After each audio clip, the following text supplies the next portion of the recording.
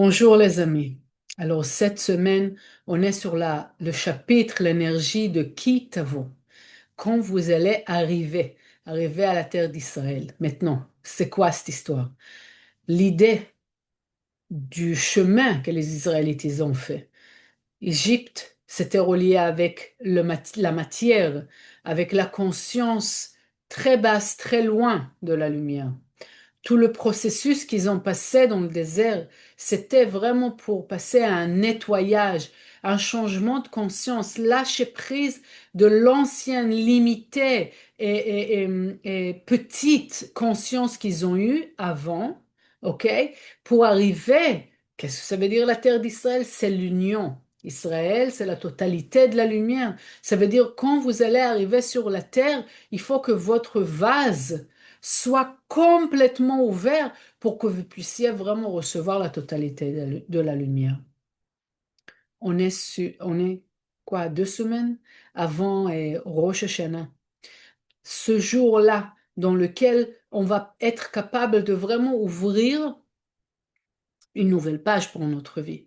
On pourra et se réjouir une année qui est complètement différente, complètement meilleure de l'année dernière.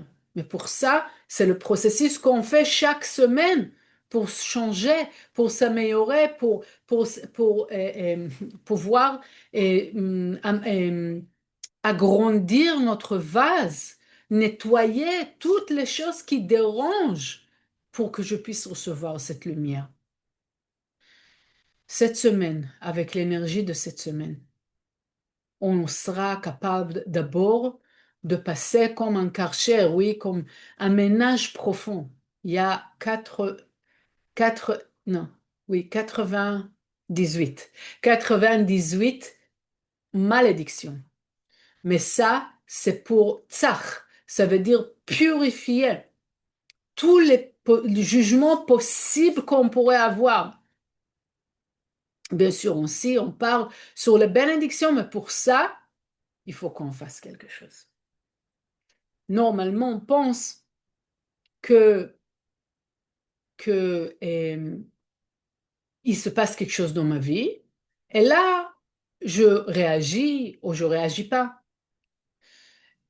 Mais le point, c'est qu'à chaque fois que quand il se passe quelque chose dans ma vie, j'ai réagi, c'est parce que à la base, avant que la chose s'est passée, avant que quelqu'un il m'a taquiné, avant que quelqu'un il m'a dérangé, avant que il y avait une situation et frappante qui m'a fait peur, avant tout ça, qu'est-ce qui m'a causé de réagir?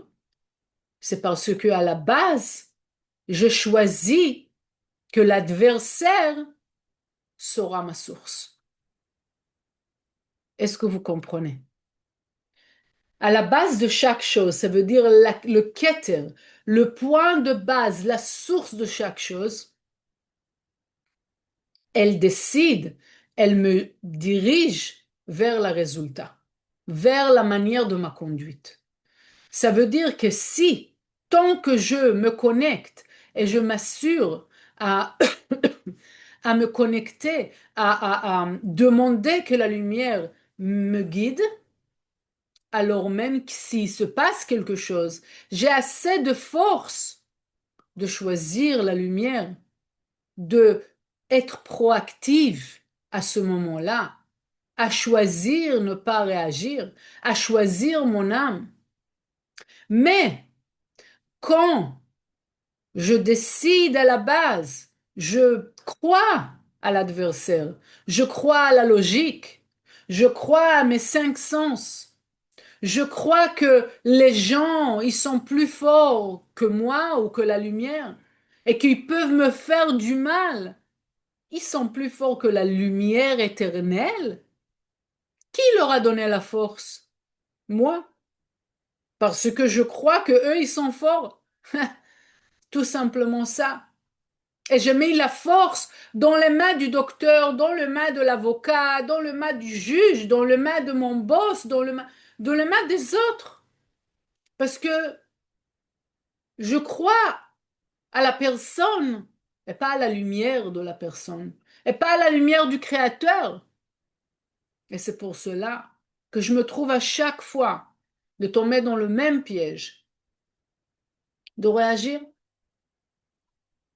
Donc à chaque fois qu'on réagit, à chaque fois qu'on et on s'énerve ou et que on n'arrive pas à vraiment surmonter la peur, les doutes, ma tendance automatique,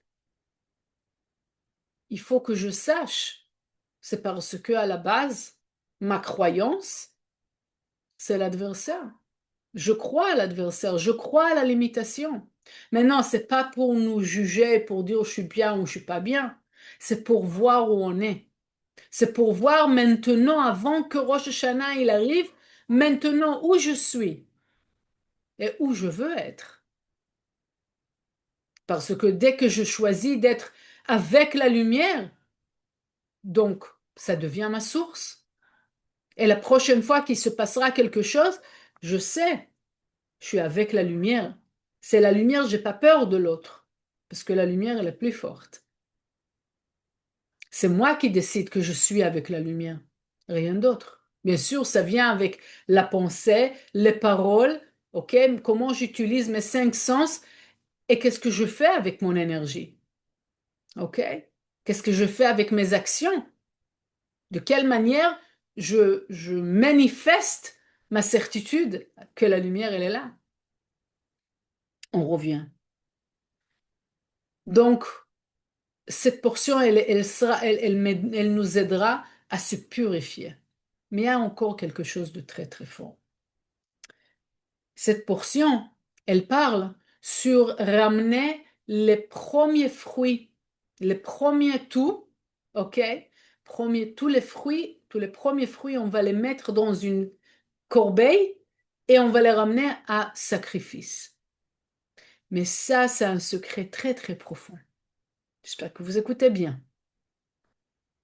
Les premiers fruits, les premiers nés, les premiers animaux, les premières choses de la terre, tout ça, c'est quoi? C'est le Keter. Cette portion, elle nous donne la force. Ne tombe pas dans le piège de l'adversaire. Choisis de nouveau que la lumière est votre source, votre Keter. C'est comme ça nous donne la force aussi de reconnecter à la fait que la lumière devient notre Keter. Mais la deuxième partie, le Téné, la corbeille, qu'il s'appelle Téné, la numérologie de Téné, c'est 60. 60 nous dirige vers la lettre Samer. La lettre Samer, c'est un rond. C'est comme ça. Elle est écrite comme un rond. Et il y a quelque chose de très très profond ici. Tant qu'on reste pareil, ça veut dire, ah, je fais déjà. Et je fais des efforts, mais c'est les efforts que je fais déjà, ça fait déjà un an que je fais la même chose. Et, et je reste, je change, mais ça reste dans le cadre, le cercle, le cadre confortable, que ça ne fait pas trop bouger les choses. Tant que je garde, je me protège à rester plus ou moins confortable, sans faire des vagues, sans faire de nouvelles choses et des nouveaux efforts et plus durs, plus et avec plus de challenges et quoi que ce soit qui est différent. Mais comment je vais faire par exemple,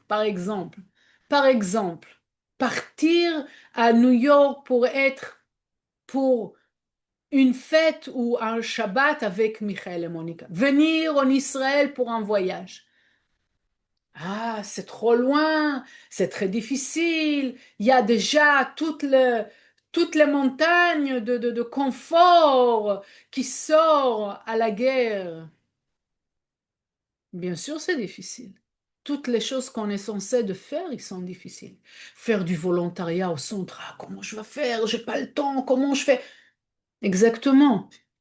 Il n'y a pas besoin de demander comment faire. Il faut faire. Ça va être difficile, oui, bien sûr, mais c'est comme ça. Pourquoi je veux me ramener à faire, à sortir de cette zone de confort, à sortir des choses que, même si je les fais au centre, mais j'ai pris l'habitude de scanner le Zohar, de lire machin, d'étudier une fois par semaine. C'est une habitude. Et les habitudes, c'est problématique. Ça devient une religion, une nouvelle religion. Et le Rav nous a dit quoi? La Kabbalah, c'est un outil, c'est une technologie de l'âme pour vraiment être capable de connecter. C'est pas un jeu, c'est pas rien que quelque chose de sympathique.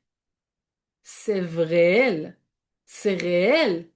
Quand je change, quand je casse ce rond, quand j'arrive à vraiment casser le rond et sortir de cette habitude, j'arrive à vraiment vivre une réalité qui est différente. Une réalité qui est différente. Tant qu'on garde, on se protège dans la même... Ah, je sais déjà. Oui, j'ai appris déjà. Je le connais déjà. Ça me sort pas. Peut-être le cercle, il est plus grand, mais il est quand même un cercle. Il me garde dans la limitation. Cette semaine, on veut casser la limitation. Choisissez quelque chose qui est difficile pour vous de faire. Si c'est une donation qui est plus importante, si c'est aller au centre et faire du volontariat, si c'est n'importe quoi, si c'est donner des ordres, que c'est très difficile pour vous de parler avec les gens, cassez ce cercle du samer. Et comme ça, vous pouvez d'abord, vous combattez vous battez et, l'aspect de fainéant à l'intérieur de nous. C'est quoi le fainéant? On ne veut pas changer, on ne veut pas trop faire de vagues. On a peur sur qu'est-ce qui va se passer si on fait des vagues. Donc on fait un peu et un peu et un peu, tant que c'est confortable. Au centre, c'est jamais confortable. Mais c'est beaucoup plus, comment dire, on reçoit beaucoup plus parce qu'on bouge beaucoup plus. Et voilà, cette semaine, avant Rosh Hashanah, trouvez quelque chose que c'est très difficile pour vous de faire et allez jusqu'au bout. Allez jusqu'au bout. Même si vous avez peur, quand la négativité, elle commence à monter, la peur, les doutes, et le tremblement, comment je vais faire, et la certitude de soi-même commence à monter, oh, oh, oh. Je crois pas à l'adversaire, je crois à la lumière. Donc, du coup, qu'est-ce qui va se passer? Ils ont pas d'énergie. Pourquoi toute cette réactivité est là, la force de monter? Parce qu'on la donne, cette force. Dès qu'on ne croit pas à ça, elle perd sa force. Cette négativité, la peur, les doutes, ils perdent leur force.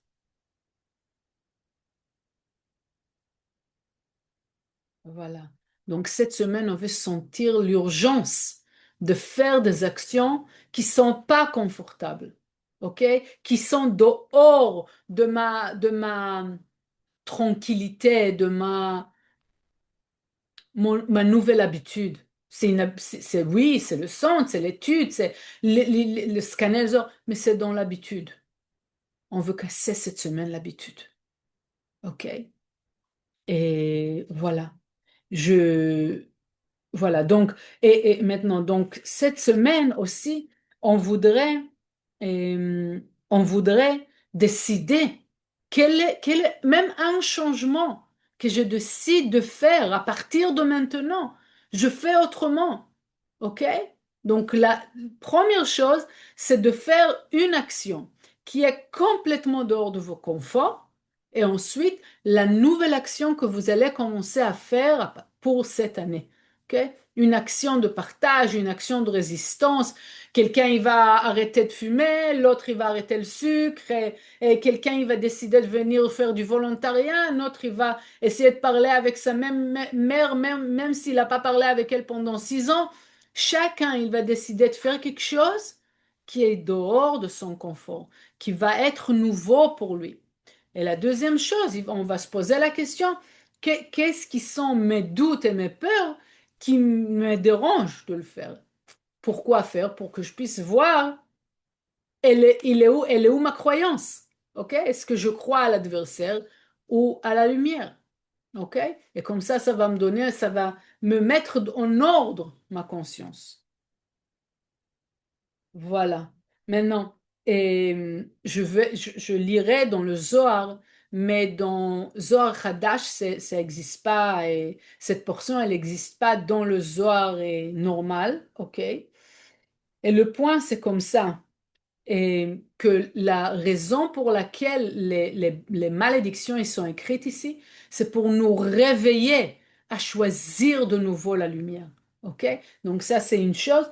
Et la deuxième chose, c'est la douleur que on ressent, qu'on a, on- la douleur qu'on ressent à cause de la fait qu'on n'a pas fait le travail elle est importante. Cette douleur, elle est importante. C'est ça qui nous permet de vraiment se réveiller et demander à avoir ce désir-là de je veux la lumière, je veux être géré par la lumière dans ma vie et pas par les autres voies du doute, de l'imitation, et il va me dire ça, ou il va m'arranger, quelqu'un d'autre, il va arranger ma vie. Personne ne va arranger ma vie. Je choisis la lumière et je demande que chacun que je trouve sur mon chemin il va être canal de la lumière et il m'aidera parce est envoyé par la lumière pour faire ça. OK? Et voilà, donc je voudrais lire le paragraphe dans le Zohar et et penser à vraiment re-ramener votre certitude ou votre croyance à la lumière en étant votre source et pas l'adversaire. והשיבך השם ממצרים באוניות, הבטחותה להטבתה ולמאבד ניסין ועתין דאבד קודשה בריחו במצרים, ביומין כדמאין, כדבר אחר כי מצאתך מארץ מצרים, אראנו נפלאות. Qu'on travaille de cette manière-là, on est censé de voir vraiment de très belles bénédictions, que la lumière devienne présente. La lumière, elle est tout le temps là. Mais quand on fait ce travail, on commence à sentir la présence de la lumière dans chaque chose dans chaque moment de notre vie. Voilà. Donc, je vous souhaite vraiment une très belle journée, très belle semaine, très belle journée. Et soyez concentrés à votre préparation de Rosh Hashanah.